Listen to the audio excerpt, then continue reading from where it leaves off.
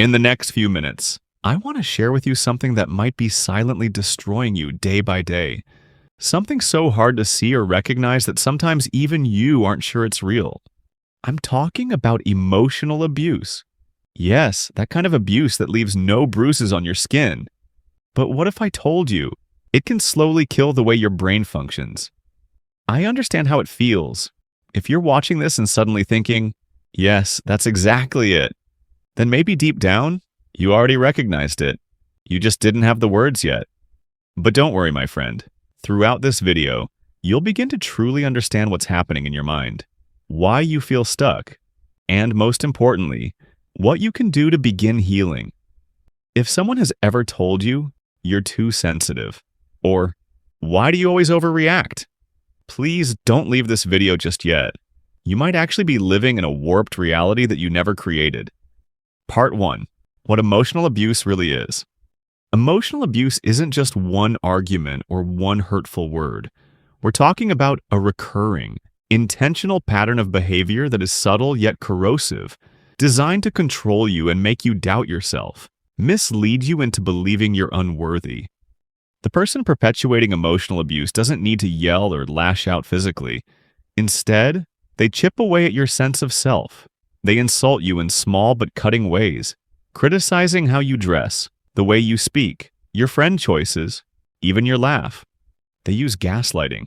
They tell you that you're imagining things, say you're crazy, or insist that events you recall never happened.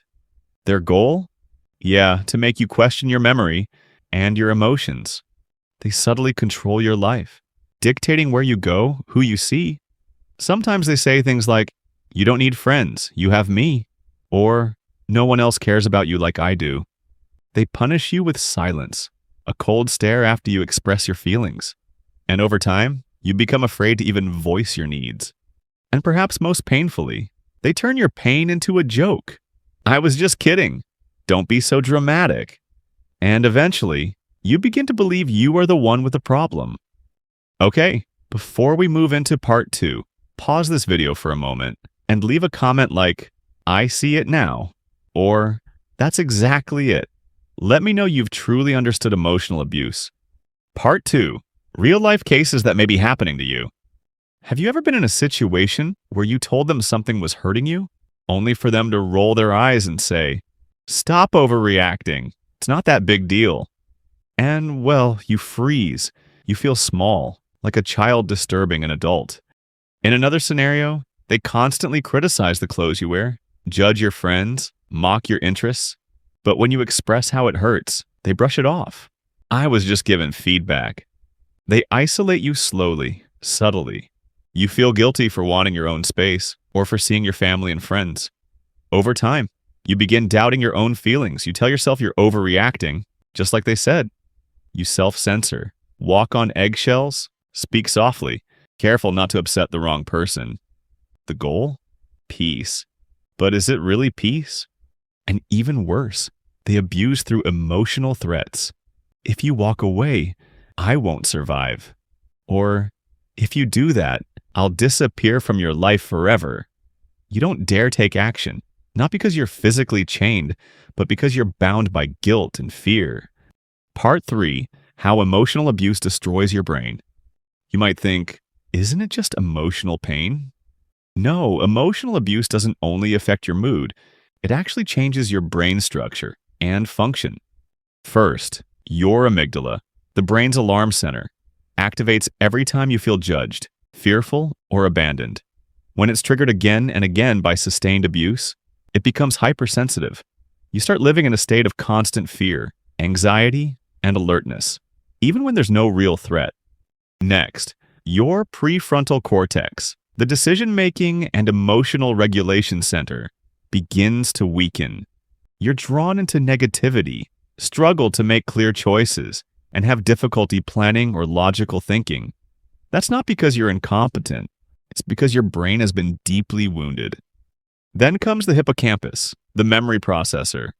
Chronic stress causes shrinkage here, resulting in brain fog, poor memory, and difficulty connecting the dots between experience and emotion.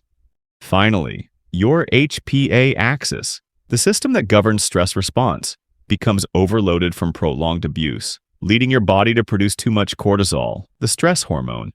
That increases the risk of anxiety, depression, and PTSD, even after you've left the abusive environment. Part 4. Signs you might be affected by emotional abuse. Now, I want you to tune into these signs. And please, be honest with yourself, not judgmental. If any of these resonate, stop, take a breath, and feel free to share in the comments, okay? Sign 1. You constantly doubt yourself, your memory, your instincts, even your reality. It's like you've been trained to believe your inner voice is unreliable. Sign 2. You feel emotionally numb, disconnected. Even in moments when joy should come naturally, laughter, love, celebration, you feel nothing. That's not because you're broken. It's because your emotional system has shut down to protect you. Sign 3. You can't sleep, or you sleep too much. You wake up tired. Your body aches for no reason. Headaches, stomach pain, tightness in your chest. These are your nervous system's SOS signals, begging for release. Sign 4. You find yourself over-explaining, over-apologizing, saying yes when you want to say no. Why? Because you've learned that. Your needs are a threat to peace, and being rejected feels unbearable. Sign 5. This may be the worst part. You sometimes forget who you are. You feel hollow, like you're watching your life from outside your body. But hear this. You are not overreacting. And of course, you are not weak at all. You have simply been deeply, silently wounded. And that deserves compassion, not shame. Part 5. How to heal and rewire your brain. Here's what you need to understand deeply. Give this pain its true name. Don't water it down by calling it relationship issues or just a rough patch. No, call it what it is. Emotional abuse. Because the moment you name it correctly, it loses its shadowy power over you. Your mind stops minimizing it, and your healing can finally begin. Next, build boundaries that protect your nervous system. You are not overreacting. You are responding to real harm. Begin by clearly telling people what you need. That comment hurt me. Please don't speak to me that way again. Then surround yourself with people who respect your voice, those who listen to you, believe you, and make you feel emotionally safe. If you're in an unsafe or abusive environment, you don't have to escape all at once, but you do need a plan. Start mapping a quiet, step-by-step strategy to remove yourself from danger, manipulation, or emotional control, and do it in a way that honors your timing, your strength. Therapy can also become your anchor. Evidence-based methods like CBT, cognitive behavioral therapy, EMDR, eye movement desensitization and reprocessing, or somatic therapy can help regulate your nervous system, stabilize your emotions, and rebuild your ability to feel safe inside your own body. They don't just help you cope, they help you reconnect with the parts of you that trauma tried to silence. But here's the heart of it. Healing your brain requires consistent, compassionate care. This is not about fixing yourself. It's about remembering who you were before the pain and gently guiding yourself back home. So start here. Prioritize deep, restorative sleep.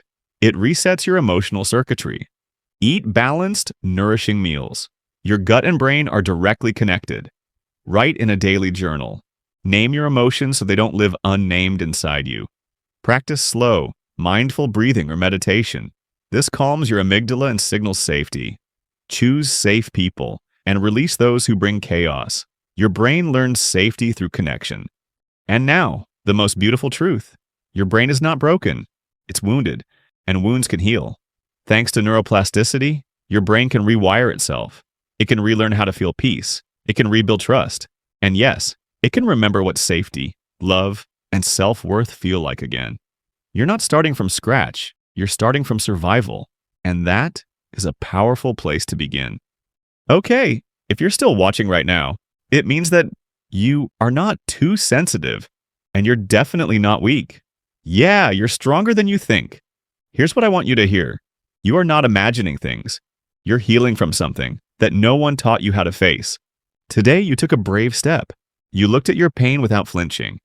If this video resonated with you, even a little, please like and share, because someone out there needs to know they're not alone. Leave a comment. Anything that feels true. your pain, your loss of self, or simply, I see you. If it feels right, consider subscribing, especially if you want a place that genuinely believes in you and feels like home. You are healing with every breath, with every choice, and you deserve a life built on freedom, not fear. Thank you for being here.